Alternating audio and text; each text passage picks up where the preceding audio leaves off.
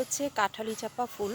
এই ফুলগুলো দেখতে খুবই সুন্দর আর এর গন্ধ আরও অনেক অনেক সুন্দর। তো যাই হোক, এই গাছটা অনেক বড় হয়, পাতাগুলোও বড় বড়।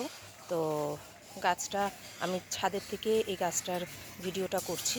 তো যেহেতু এই গাছের ফুলগুলো অনেক উঁচুতে থাকে, চোখের সামনে দেখা যায় না, তো আমি একটা ডাল নিচে লাগিয়েছি তো প্যাকেটের ভিতরে। তো সেটা দেখাই।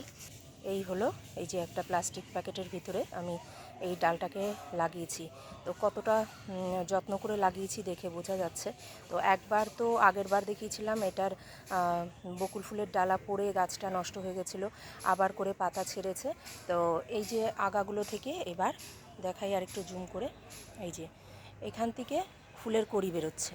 তো ঘুম থেকে উঠে একটা ফুলও দেখতে পাই না, মানে এমনভাবে ছিঁড়ে নিয়ে যায় লোকজন, আশ্চর্য হয়ে যায় একদম। এই গাছটা একদম ঘরের সামনে, এই যে ঘরের সামনে এই গাছটা, তা সত্ত্বেও কী করে যে ছিঁড়ে নিয়ে চলে যায় বুঝি না।